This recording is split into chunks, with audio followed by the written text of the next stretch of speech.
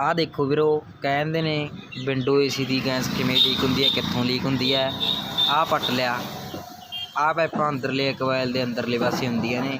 ਆਹ ਦੇਖੋ ਉੱਡਦੇ ਨੇ ਡੂੰਡੇ, ਇੱਥੋਂ ਹੁੰਦੀ ਹੈ ਵੀਰੇ ਲੀਕ ਗੈਸ।